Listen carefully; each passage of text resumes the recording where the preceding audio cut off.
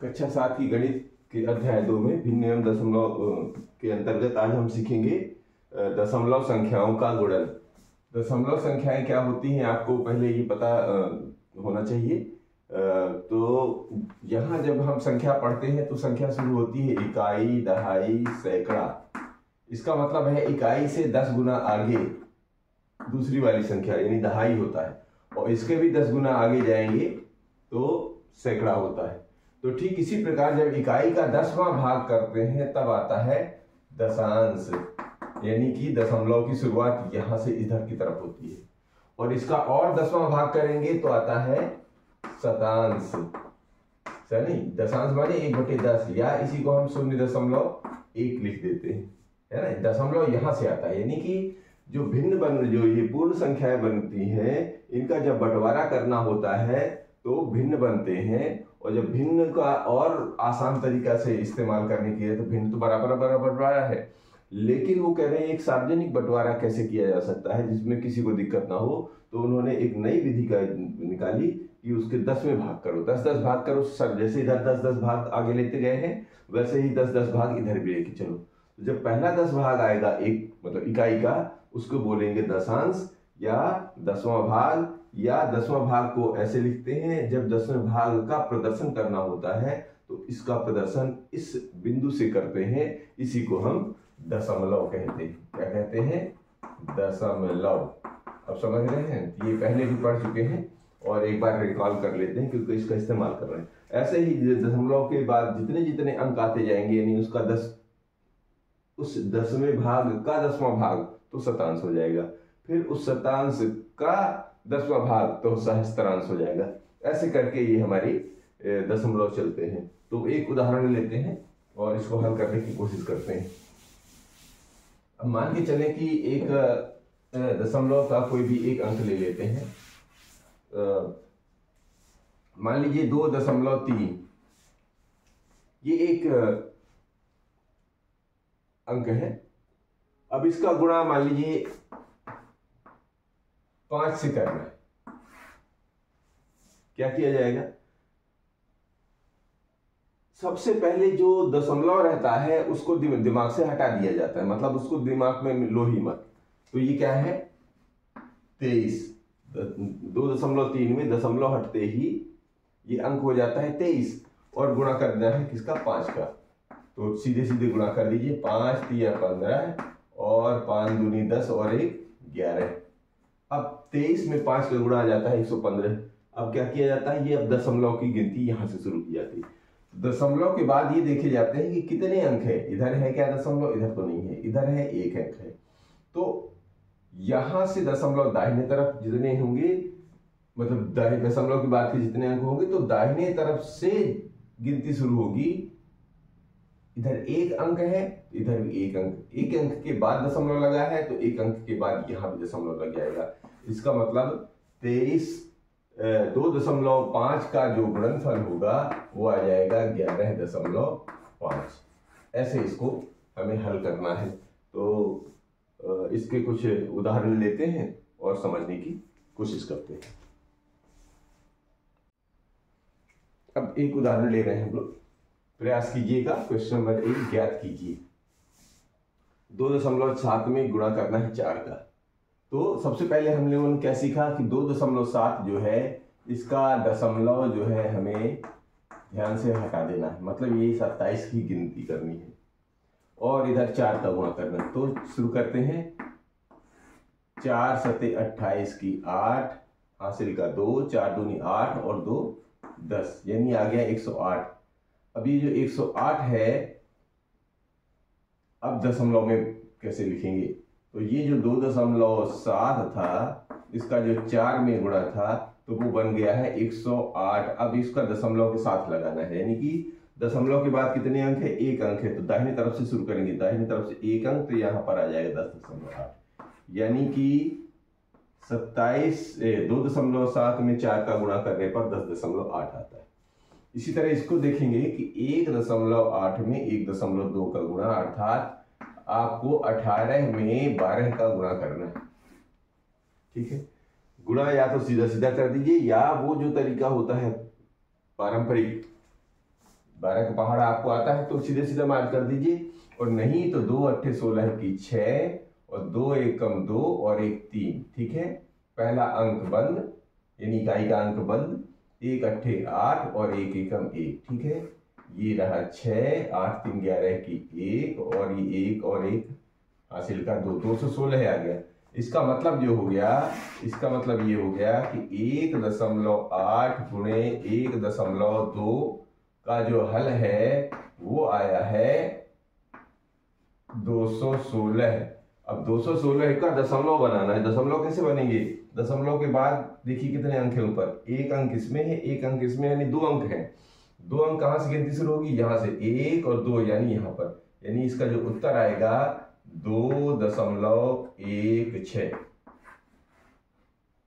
इसका 1.8 और 1.2 का गुणा 2.16। इधर देखिए 2.3 का गुणा करना है 4.35 में। अब क्या करेंगे? तो चाहे ये इसमें 3 अंक है, इसमें 2 अंक है, तो एक काम करें, चाहे 3 अंक वाले को इधर लिख लीजिए या इधर को इधर लिख लीजिए, चाहे ऐसे ही कर लीजिए, कोई बात नहीं। तो आपको क्या करना है, ये इसको समझ लीजिए 23, इसको समझ लीजिए 435। ठीक, तो 2 अंक वाला गुणा करने में ज्यादा आसान पड़ता है, तो आप इसको 435 गुणे 23 कर लीजिए। ठीक, क्योंकि 2 का गुणा करने में आसानी रहती है। तो अब इसका गुणा हो जाएगा, तो 3 5 15 की 5 हासिल का 1, 3 तिरकाई 9 और 1 10 और 3 चौके 12 और 1 13। ठीक से, 3 5 15 की 5, 3 तिरकाई 9 1 10 और 3 चौके 12 और 1 13। ठीक है, अब इकाई एक अंक का काम हो गया, तो इकाई अंक का गेट बंद कर दीजिए। दहाई से लेंगे तो 2 पंचे 10 की 0 हासिल का 1, 2 तिहाई 6 और 1 7 और 2 चौके 8। 7 में तो कोई है नहीं और इनको जोड़ दिया जाता है, तो ये बन गया 5, ये बन गया 0, ये 7 3 10 और 8 1 9 और 1 10। ये जो गुणनफल आया, अब दशमलव का लिखना था, यानी कि 2.3 का गुणा 4.35 में करने पर कितना आ रहा था? 1 के बाद 1 2 3 5। अब दशमलव लगाना है। दशमलव कितने हैं? इस पर 1 अंक है, इस पर दूसरा और तीसरा, तीन 2 अंक इधर, 1 अंक इधर, 3 अंक है। तो 1 2 3 यहां पर, यानी 10.005 यानी 10.005 ये इसका गुणनफल आ गया। 2.3 और 4.35 का दशमलव गुणनफल। तो इसी का दूसरा प्रश्न भी है, वो भी समझते हैं। ये दूसरा प्रश्न है इसी का कि प्रश्न 1 में प्राप्त गुणनफलों को अवरोही क्रम में लिखिए। अवरोही का मतलब होता है पहले बड़ा, फिर उससे छोटा, फिर उससे छोटा, ऐसे करना है। तो देखिए प्रश्न नंबर 1 में जो गुणनफल, इन दोनों का गुणनफल आया था 10.8, इन दोनों का गुणनफल आया था 2.16 और इन दोनों का गुणनफल आया था 10.005। ठीक है, अब क्या करना है, इनको अवरोही क्रम में बनाने का क्या तरीका है? तो देखिए अब हमारे पास कितनी कितनी संख्याएं हैं, पहले तो लिखेंगे प्राप्त गुणनफल। प्राप्त गुणनफल ये दे दिए हैं, एक है 10.8, एक है 2.16 और तीसरा है 10.005। ठीक है, अब यहां पर ध्यान से देखेंगे, ये 10 ये 10, इसमें दशमलव है, लेकिन 2 सबसे छोटा है। तो जो 2 सबसे छोटा है तो वो लास्ट में चला जाएगा, अवरोही में सबसे लास्ट में आ जाएगा 2.16। ठीक है, ये सबसे छोटा है, ये सबसे छोटा है। अब इन दोनों में देखना है कि कौन बड़ा है, क्योंकि 10 इसमें भी है, 10 इसमें भी है। तो देखेंगे कि इनके दशमलव के बाएं तरफ 10 है, इसके भी बाएं तरफ 10 है। दशमलव के बाईं तरफ 10 और 10 बराबर है। अब दशमलव के बाद के देख लेते हैं, तुलना तो तभी होगी। अब ये तो दोनों बराबर हो गए, लेकिन अब इन दोनों में कौन सा बड़ा है उसकी तुलना करने दशमलव के बाद के अंक लेते हैं। दशमलव के बाद, दशमलव के बाद, दशमलव के बाद कितना है? दशमलव के बाद इस तरफ इस वाले में है 8 और इस वाले में है 0। अब 8 बड़ा होता है कि 0? 8 बड़ा होता है, तो जिसमें 8 होगा वो जो है अंक बड़ा होगा। इसका मतलब 10.8 सबसे बड़ा होगा, फिर उससे छोटा ये हो गया, सबसे छोटा ये हो गया। तो अब हम लिखेंगे अवरोही क्रम, प्राप्त गुणनफल का अवरोही क्रम। प्राप्त गुणनफलों का अवरोही क्रम। अगर मान लीजिए यहां भी 8 होता, यहां भी 8 होता, तब फिर क्या करते? फिर 8 के बाद जो आता उसको तुलना करना पड़ता। अब यहाँ पर तो 3 अंक थे, यहाँ पर नहीं थे, तो इन पर 0 लगाना पड़ता हमको। 0 से फिर उसकी तुलना करना पड़ता, तो जिसमें जो बड़ा होता उसको ले लिया जाता है। समझ में? तो सबसे बड़ा हमें कौन सा मिल गया? 10.8, ये सबसे बड़ा था। ये बड़ा है किससे? इससे 10.005 से। और ये भी बड़ा है किससे? ये सबसे छोटा तो ये है 2.16 से। ये कहलाता है अवरोही क्रम। तो एक उदाहरण और लेते हैं।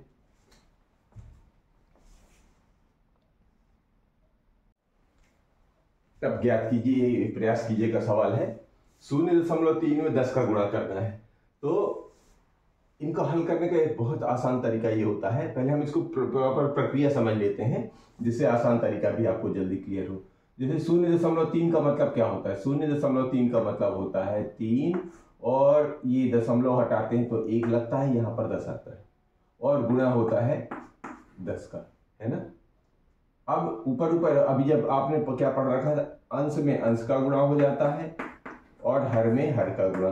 तो ये 10 से ये 10 का कैंसिल हो गया, अर्थात ये कितना बन गया है? 3। यानी कि 0.0 में 10 का गुणा करने पर 3 आता है, ठीक है ना। अब ये तो प्रॉपर प्रक्रिया है, लेकिन यहाँ पर आपको क्या है? दशमलव में गुणा करना है। तो आप कैसे इसको हल करने का तरीका देखेंगे? 0.3 में यदि हम 10 का गुणा करते हैं तो ये 10 का क्या किया जाता है? ये देखिए कि जो जिस अंक में अगर 10 या 100 या 1000 का गुणा किया जाए तो वो जब दशमलव हटाते हैं तो वहां क्या करते हैं? यहां से देखिए, दशमलव हटता है तो 1 आता है, उसके बाद जितने अंक आते हैं 0 आते हैं। तो वही हाल यहाँ भी करना है कि 1 की जगह दशमलव और अंक की जगह है जितने 0 है उतना विस्थापित कर दो। तो यहाँ दशमलव के बाद इसमें कितने 0 है? 1 0 है, तो यहाँ पर 1 ही अंक है।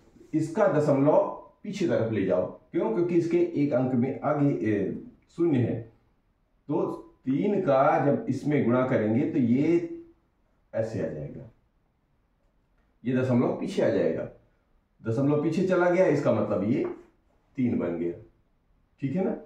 ये दशमलव इसकी वजह से पीछे 1 यहां की जगह यहां चला गया, और ये 0 का बाएं तरफ कोई मतलब नहीं होता। समझ में? इसी तरह इसमें लीजिए, इसमें लेते हैं 1.2, तो कैसे लिखते हैं? 1.2 को लिखेंगे ये 12 है, और ये दशमलव बना, दशमलव हटाएंगे तो 1, और इसकी जगह 1 0 लगाएंगे, और इधर गुणे 100, ठीक ऐसे बना। इधर से 1 0, इधर से 1 0 हट गया, तो इसका मतलब ये आ गया 12 गुणे 10। अब 12 गुणे 10 का मतलब होता है 120, यानी कि इसका इन दोनों का गुणनफल 120 आता है, ठीक है। अब आपको दशमलव के हिसाब से निकालना है, क्योंकि आपके दशमलव गुणा। तो 1.2 में जब हम 100 का गुणा करते हैं तो हमको क्या करना है? ये जो अंक है 1 2, और यहां पर देखेंगे कितने अंक हैं? 1 2, 1 के बाद कितने? 2 0 है, तो ये दशमलव को पीछे हटाना। तो 1 अंक तो पीछे गया, 1 अंक है ही नहीं, तो आप क्या करेंगे? 0 लगाएंगे। क्या करेंगे?